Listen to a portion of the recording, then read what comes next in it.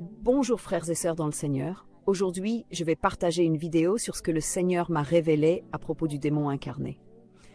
Donc, tellement de fois, nous entendons parler de démons venant vivre parmi les humains, comme nous le voyons dans les films, mais ensuite, nous ne savons pas que c'est la réalité. Donc, Dieu m'a dit que les démons sont ici et qu'ils vivent parmi nous. Avant de commencer à partager ce que le Seigneur m'a dit, je veux juste partager avec vous quelques versets qui prouvent la même chose, parce que la Bible est l'absolu. Donc je veux partager avec vous ce que la Bible dit. Je ne vais pas lire tous les versets par manque de temps, mais je vais juste partager ce que la Bible dit, et ensuite vous pourrez lire votre Bible de votre côté. Donc, la première fois que nous entendons parler des Néphilim venant vivre parmi les humains, c'est dans Genèse 6. Dans Genèse chapitre 6, versets 1 à 6, nous lisons que les fils de Dieu sont venus ici sur la terre et ont épousé les filles des hommes, en résumé des femmes humaines. Et ensuite, ils ont eu des enfants qui étaient des géants. Et ces géants étaient les Néphilim. La Bible dit qu'ils sont devenus de grands hommes des renommés. C'est après que les anges sont venus ici sur la terre et ont épousé des femmes que nous les voyons se multiplier à un tel point que Dieu a dit « Ils ont rendu l'homme grandement méchant ».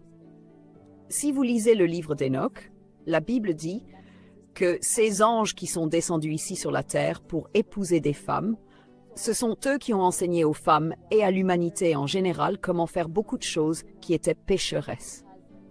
Comment fabriquer des armes de guerre, comment faire du maquillage, des bijoux, et la fornication et l'adultère se sont grandement multipliés ici, sur cette terre. Et ils ont fait cela parce qu'ils savaient exactement ce que Dieu est, car ils étaient au ciel avec Dieu. Et puis, quand ils sont venus ici, ils voulaient dominer parce qu'ils avaient péché contre Dieu. Donc ils n'étaient plus des anges saints. À partir de ce moment-là, ils ne pouvaient plus travailler pour le royaume de Dieu. Cela signifie donc qu'ils travaillaient désormais pour le royaume du diable. Et tout ce qu'ils faisaient, tout ce qu'ils enseignaient à l'humanité, était dans le but de défier Dieu et d'éloigner l'homme de Dieu. Donc si vous lisez dans Genèse chapitre 6, verset 4, la Bible dit « Il y avait des géants en ces jours-là » et aussi après le déluge. C'est ce que dit la Bible. Donc Dieu a détruit la terre par le déluge de Noé. Mais ensuite, la Bible dit qu'après le déluge, les géants étaient encore ici sur cette terre. Ce sont les Néphilim. Ils ne sont pas des êtres humains, mais ils étaient à l'origine un mélange d'anges déchus, qui sont les démons, et d'êtres humains. Donc, si vous lisez dans le livre du Deutéronome chapitre 2, si vous lisez les versets 10 à 12, et encore si vous descendez au verset 20, vous verrez que la Bible parle de géants, et cela se passait après le déluge. Ce sont donc les géants qui étaient encore là après le déluge. Encore une fois, si vous lisez dans le livre des Nombres, chapitre 13, verset 33, la Bible parle de géants quand les espions ont été envoyés dans le pays de Canaan et ils ont eu peur et ne voulaient pas faire la guerre à ces gens-là parce qu'ils étaient beaucoup plus grands qu'eux. Et ils disaient, nous avons vu des géants là-bas, les Amalécites.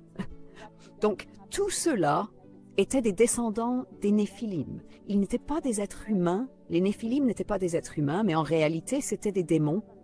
Et ils vivaient ici parmi les êtres humains, ressemblant à des humains, sauf qu'ils étaient des géants. Donc, au départ, les démons étaient des anges. Au départ, ils étaient des anges. Donc, quand ils sont tombés, Dieu ne leur a retiré aucune de leurs capacités. Il n'y a nulle part dans la Bible où il est écrit que Dieu leur a retiré le pouvoir qu'ils avaient. Ce n'est pas étonnant que même Satan ait encore des pouvoirs surnaturels. La seule différence, c'est que maintenant, il les utilise pour le mal. Quand ils étaient anges, la puissance que Dieu leur avait donnée était utilisée pour le royaume de Dieu. Mais maintenant qu'ils sont tombés, quel que soit le pouvoir qu'ils ont, quelle que soit la capacité qu'ils ont, elles travaillent maintenant pour le contraire, elles travaillent pour le royaume des ténèbres. Donc, dans la Bible, nous lisons que des anges sont venus ici sur cette terre et avaient une capacité, Cal. Et ces démons prennent chair humaine et se déguisent si bien que les êtres humains pensent même qu'ils sont simplement des humains. Un exemple que je peux vous donner se trouve dans Genèse chapitre 18, lorsque Dieu et 2 anges sont venus à Abraham pour lui promettre qu'il aurait un enfant.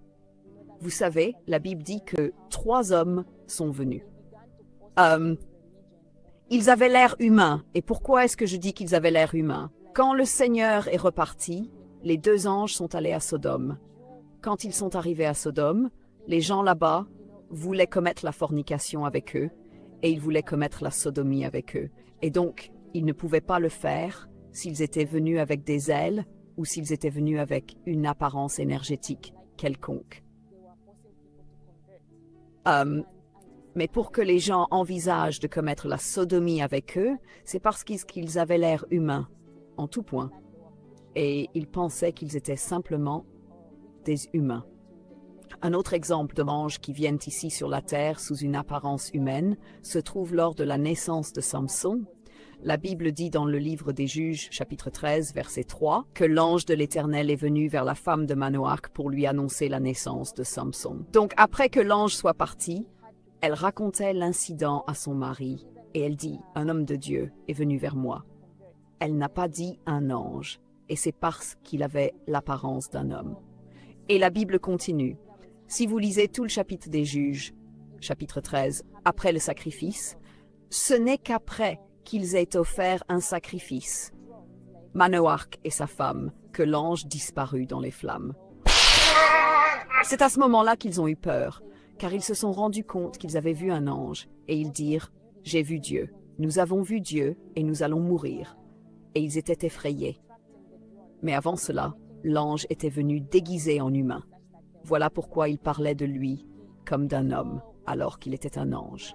Donc, les anges ont cette capacité de venir ici sur la terre et de ressembler à des humains de toutes les manières afin d'accomplir une mission particulière.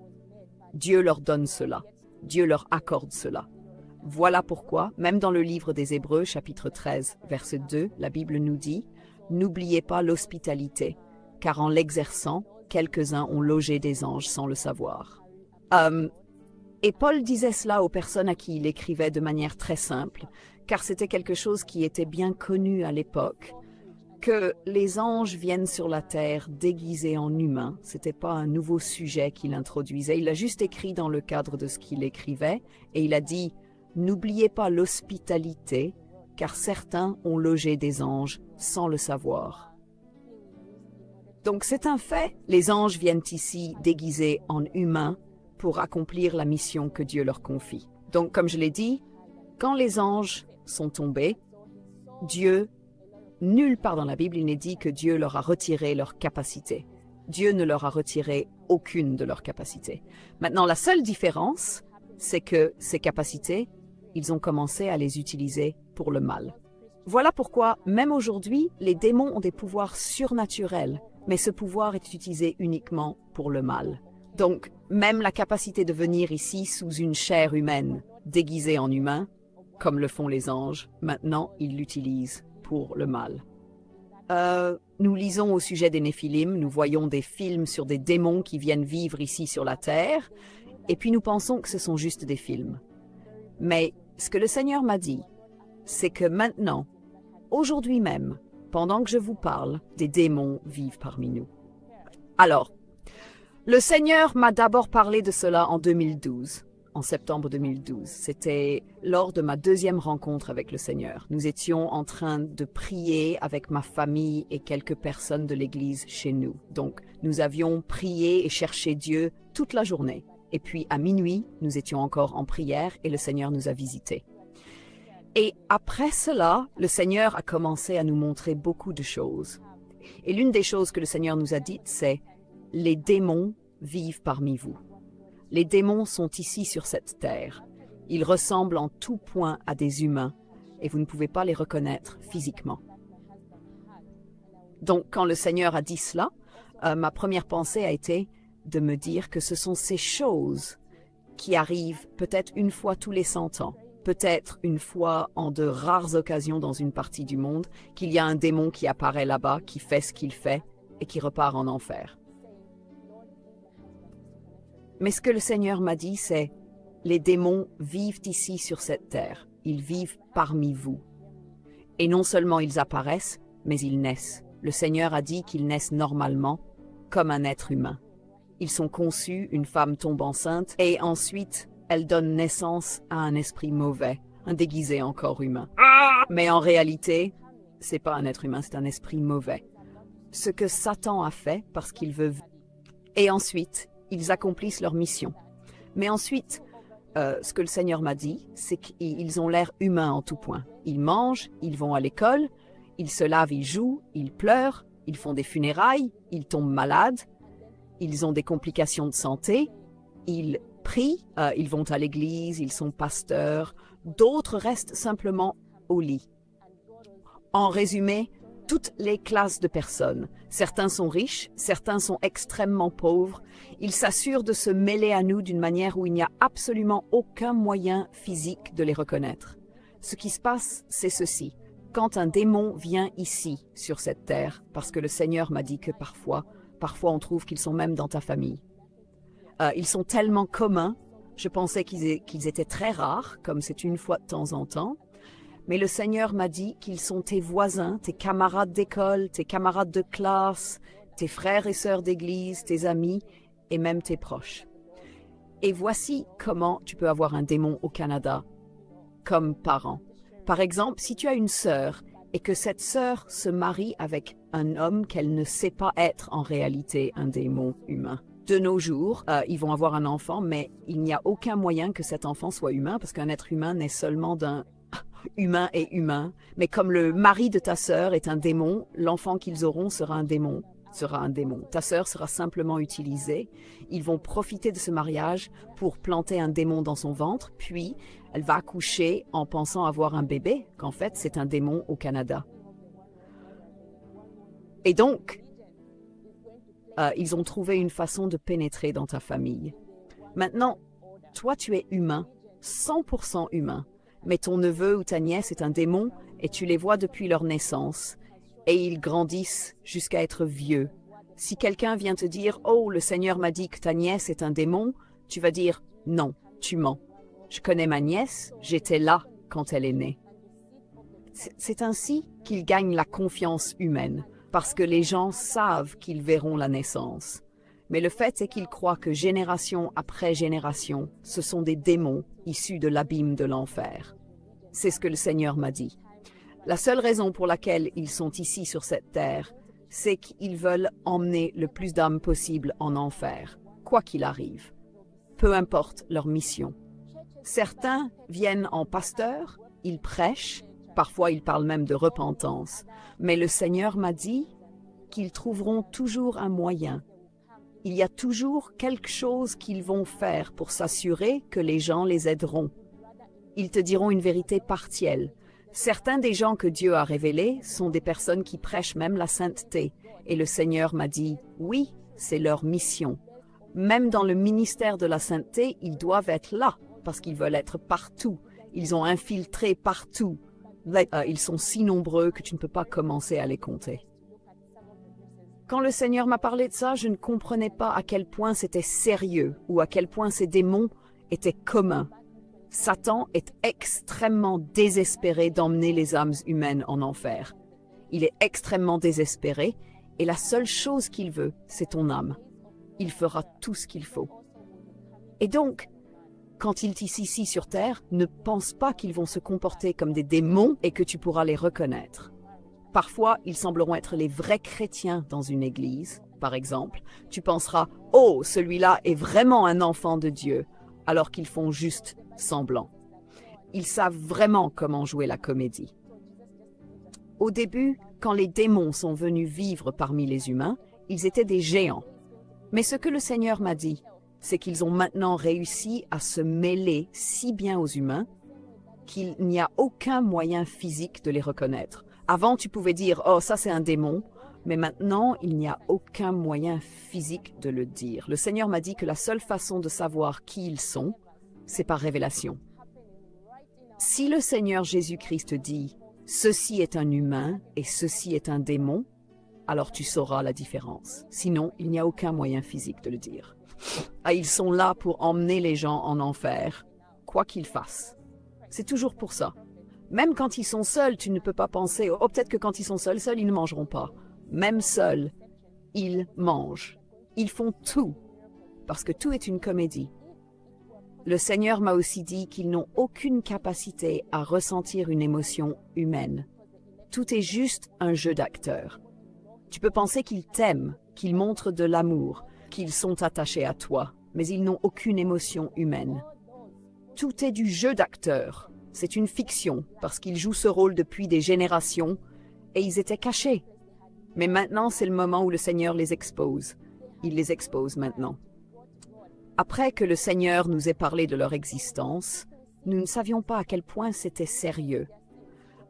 Un jour, ma sœur et moi sommes allés évangéliser une dame. C'est un samedi en 2012. Peu après, le Seigneur a dit: sur le chemin du retour, j'ai regardé derrière moi et j'ai vu un homme marcher vers nous.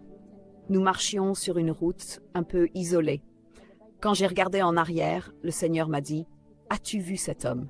C'était la toute première fois que le Seigneur me montrait un démon en physique. Le Seigneur m'a dit: as-tu vu cet homme? C'est un démon et je vais te le prouver.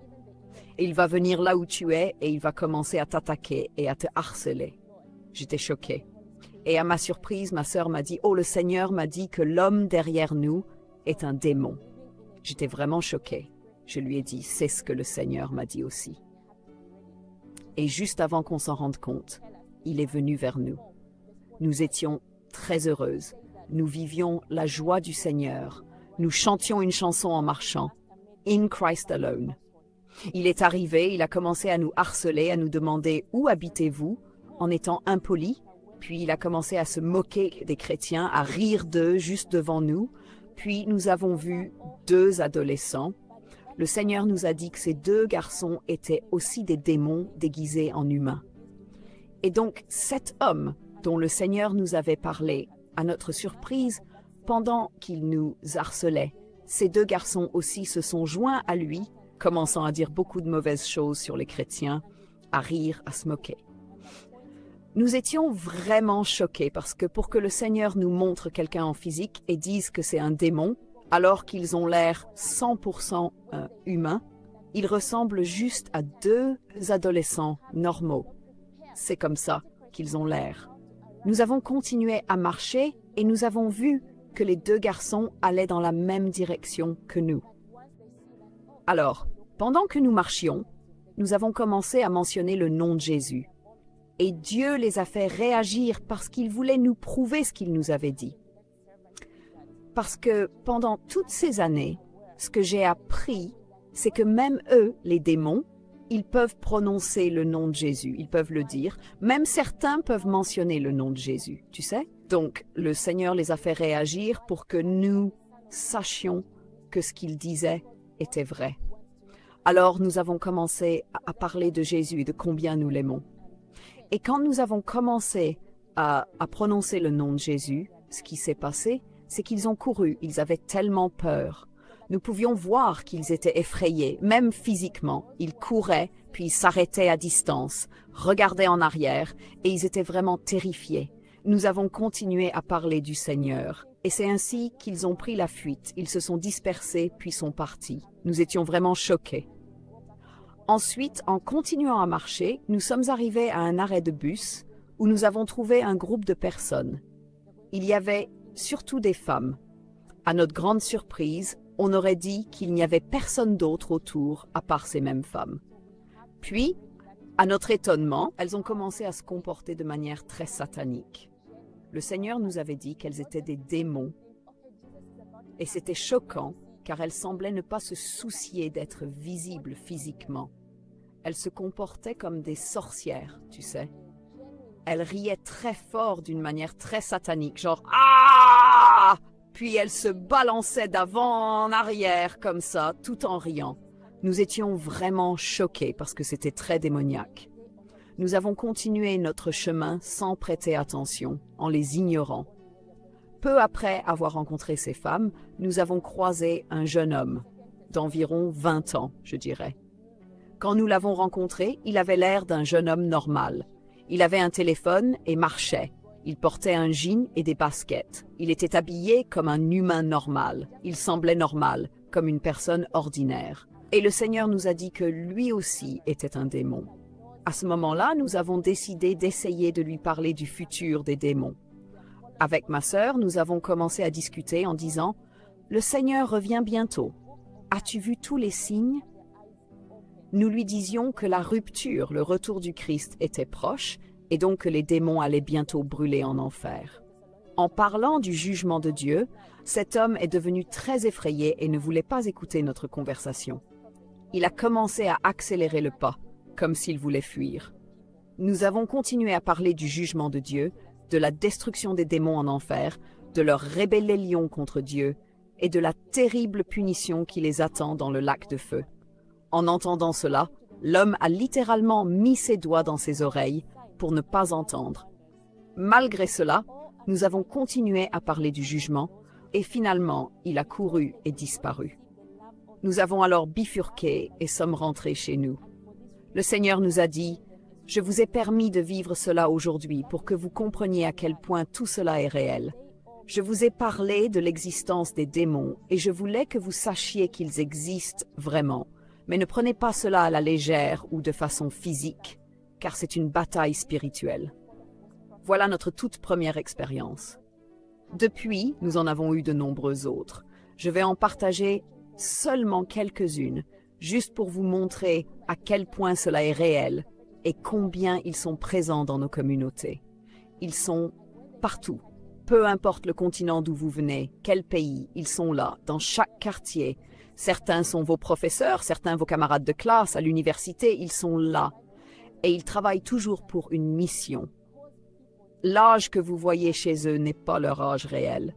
Quelqu'un peut ressembler à un enfant de 12 ans, c'est juste un enfant.